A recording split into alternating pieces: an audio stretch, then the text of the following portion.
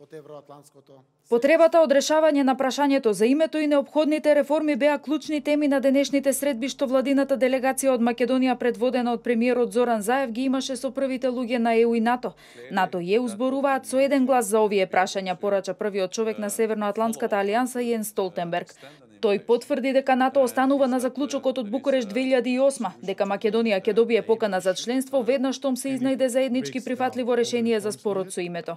Вратите на НАТО остануваат отворени за земјите што ќе ги исполнат стандардите. Столтенберг ги повика политичарите во земјава да ги стават своите интереси настрана и да работат за доброто на граѓаните.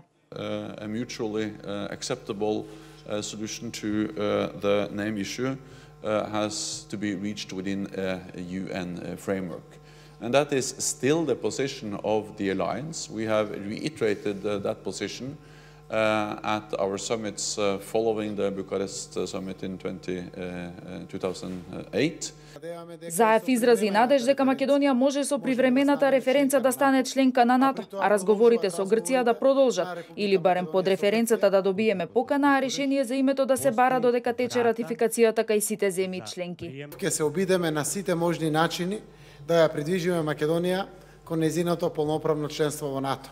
Постојат овде алтернативи, ние се надеваме дека и со привремената референца можеме да станеме членка на НАТО, а при тоа продолжуваат разговорите на Република Македонија со Грција. Пред средбата со Столтенберг, премиерот Заев имаше разговори и со председателот на Европскиот совет Доналд Туск, со високата представничка на ЕУ за надворешна политика и безбедност Федерика Могерини, а средбите со ЕУ челниците ги финишираше со еврокомесарот Јоханес Хан.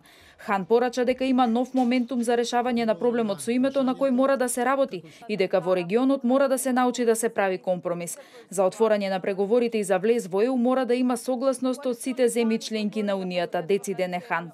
It's not something we can change from one day to the other, but if people are sitting together, know each other, talk to each other, I think at the end of the day, I hope, and this is usually very human, that a solution can be found. In terms of opening negotiations or opening chapters, we need the unanimous agreement by all member states. Заев пак најави дека спорот за името ќе се решава со пријателски пристап. Потенцираше дека новата влада има намера да ја придвижи Македонија многу брзо кон целосна интеграција во ЕУ, работејќи заедно со опозицијата и граѓанскиот сектор. Поддршката од ЕУ треба да се оправда со вистински резултати дома, рече Заев, кои ќе бидат насочени кон јакнење на судството, владење на правото и реформи во јавната администрација, за ЕК да ги отстрани условите од препораката. Грција е наш голем пријател и тие можат секако да застанат на нашиот процес во интеграциите буквално на секое поглавје, вкупно 35 пати.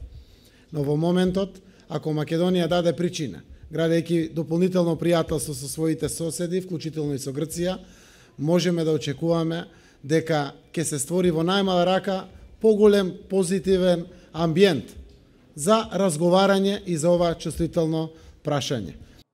Еврокомесарот Хан најави дека на 26 овој месец доаѓа во Скопје на увид во напорите на владата за исполнување на итните реформи, а експертот Прибе исто така ќе ја посети земјава следните денови и повторно во јули заедно со целиот тим. Имплементирање на сите делови од договорот од Пржино заедно со реформите се клучни, порача Хан, не за да се задоволи Брисел, туку македонските граѓани. Во насока на подобрување на добрососедските односи преку диалог, еврокомесарот позитивно ги оцени и посетите на Заев на Софија овој месец и на шефот на дипломатијата Димитров на Атина во среда.